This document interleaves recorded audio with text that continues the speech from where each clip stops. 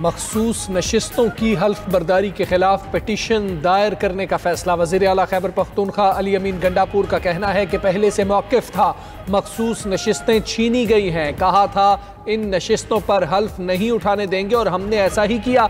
Assembly इजलास में quorum पूरा नहीं होने दिया। अपोजिशन से इत्तेहाद सिर्फ सेनेट इंतखाबात तक है। अपोजिशन से पहले 8 और 3 के फॉर्मूले पर इत्तेफाक हुआ था। हमारे उम्मीदवारों के कागजात वापस ना लेने से हमें नुकसान हुआ। अब हमें 6 और अपोजिशन को 5 नशिस्तें मिलेंगी। नाराज उम्मीदवारों के खिलाफ पार्टी कार्रवाई करेगी। अपोजिशन से मुआहदे की पासदारी करेंगे। हमारे वही उम्मीदवार हैं जिनकी बानी पीटीआई ने मंजूरी दी। जो भी हो रहा है बानी पीटीआई के अहकामात पर हो रहा है। मुशीर इत्तलात केपी बैरिस्टर सैफ का कहना है कि गवर्नर हाउस में हल्फ उठाकर जमहूरी रिवायात की नफी की गई। स्पीकर ने हल्फ बर्दारी मनसूख नहीं मुलतवी की। पीटीआई के कवरिंग उम्मीदवारों का सेनेट इलेक्शन लड़ने का ऐलान। पीटीआई के नाराज अरकान ने कागजात नामजदगी वापस ना लिए। तहरीक इंसाफ के 3 कवरिंग उम्मीदवारों का दस्तबरदार होने से इनकार। इरफान सलीम, खुर्रम ज़ीशान और आयशा बानो इलेक्शन लड़ेंगे। वज़ीर आला खैबर पख्तूनख्वा एक नाराज उम्मीदवार को मनाने में कामयाब। नाराज उम्मीदवार वकास औरंगज़ई की अली अमीन गंडापुर से मुलाकात। सेनेट इलेक्शन से दस्तबरदारी का फैसला कर लिया। उधर नाराज रहनुमा इरफान सलीम का कहना है कि इलेक्शन में हर सूरत हिस्सा लेंगे। पीटीआई के 25 से 30 एमपीएस राब्ते में हैं। सेनेट इलेक्शन में सरप्राइज देंगे। बात सेनेट इलेक्शन की नहीं, नजरिए की है। नाराज उम्मीदवार खुर्रम ज़ीशान बोले, सेनेट के इंतखाबात से पीछे नहीं हटेंगे। आयशा बानो ने वीडियो में कहा कि दबाव में आएंगे ना सौदेबाजी करेंगे। बानी पीटीआई के नजरिए पर आज भी कायम है।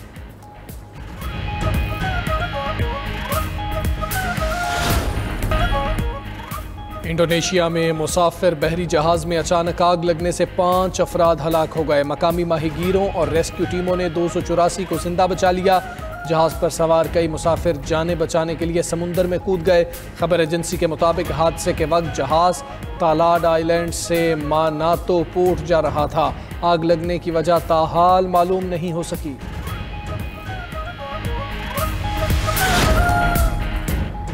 इसराइली फौज की बमबारी से गजा में मजीद 84 शहादतें। गजा में गजाई किल्लत से एक और बच्चा दम तोड़ गया।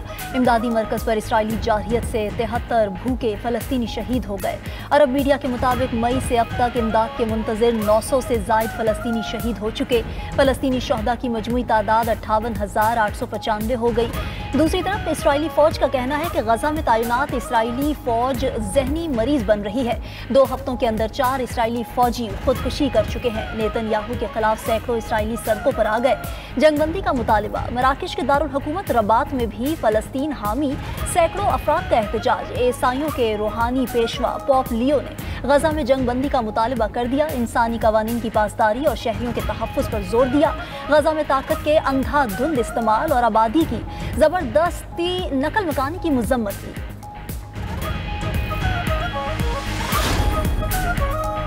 यूक्रेन का रूस पर सैकड़ों ड्रोन से हमला। मॉस्को के 4 हवाई अड्डे आर्जी तौर पर बंद। 140 परवाजें मनसूख कर दी गई। खबर एजेंसी के मुताबिक 24 घंटे में 10 बार रूसी हवाई अड्डों को बंद किया गया।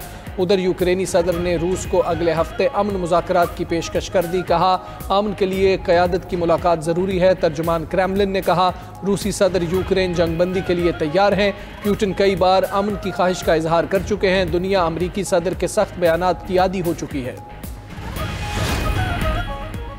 जापान में सेनेट के इंतखाबात। जापान की हुक्मरान इत्तेहादी जमात ऐवान बाला में अक्सरियत खोने के करीब। एग्जिट पोल्स के मुताबिक हुकूमती इत्तेहाद को 32 से 49 नशिस्तें मिल सकती हैं।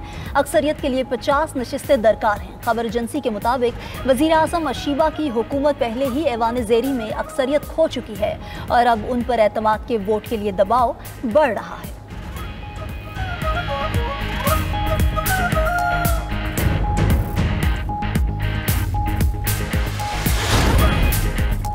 अमरीकी कंपनी ने 90 रोज मुसलसल परवाज करने वाला जासूस ड्रोन तैयार कर लिया। ड्रोन को तवीलुल मुद्दती बहरी निगरानी के लिए बनाया गया है। 236 फीट लंबे पर और 17,000 से जायद सोलर सेल्स रखने वाला ड्रोन दिन के वक्त 100 किलोवाट तक बिजली पैदा करता है।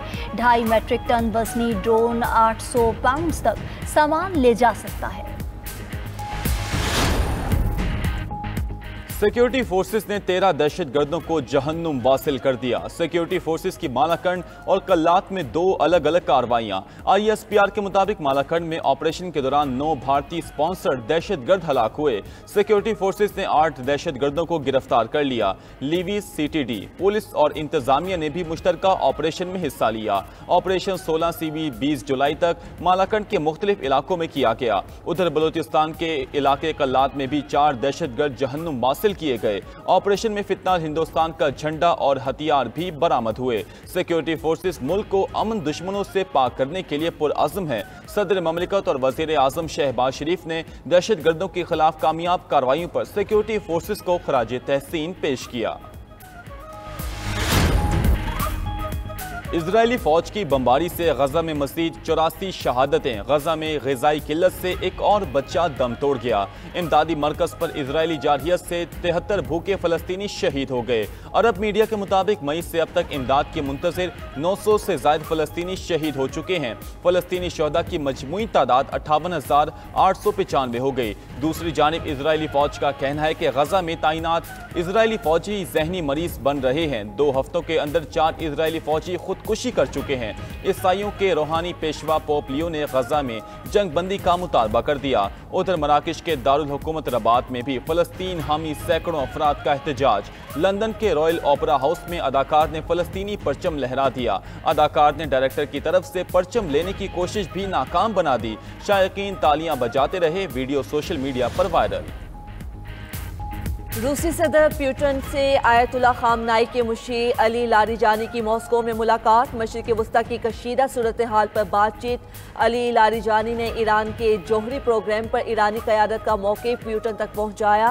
रूसी तर्जुमान दिमित्री पेस्कोव के मुताबिक रूस ने खित्ते में इस्तेहकाम और ईरानी जौहरी मसले के सियासी हल पर अपना मौक़िफ़ दोहराया। मकसद खित्ते की सूरत हाल को मुस्तहकम करना और ईरानी जौहरी प्रोग्राम से मुतल्लिक मसाइल को सियासी तौर पर हल करना है।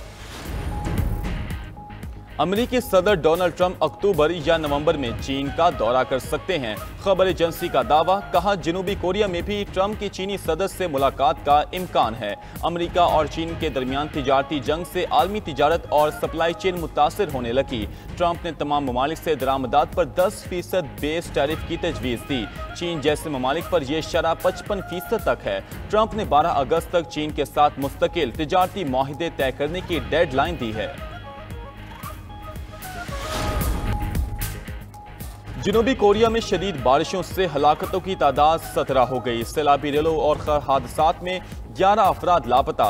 7,000 से ज़ायद अफराद बेघर हो गए। सियाहती इलाके गापेओंग काउंटी में एक दिन में 170 मिलीमीटर बारिश रिकॉर्ड। लैंडस्लाइडिंग से घरों को नुकसान पहुंचा। सैलाब में कई गाड़ियां बह गईं। जनूबी इलाकों में बुध से अब तक 800 मिलीमीटर बारिश रिकॉर्ड की गई।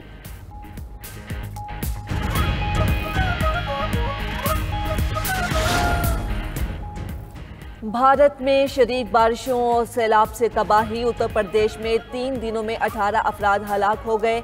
राजस्थान भी तूफानी बारिशों से शदीद मुतासिर।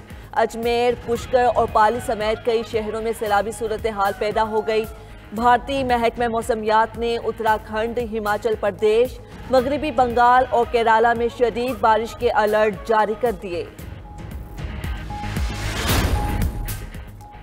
अफगान दारुल हुकूमत काबुल को पानी के शदीद बहरान का सामना। हालिया रिपोर्ट के मुताबिक काबुल के तकरीबन आधे कुएं खुश्क हो चुके हैं। ये जल्द दुनिया का पहला दारुल हुकूमत होगा जहां ज़ेरे ज़मीन पानी मुकम्मल खत्म हो जाएगा।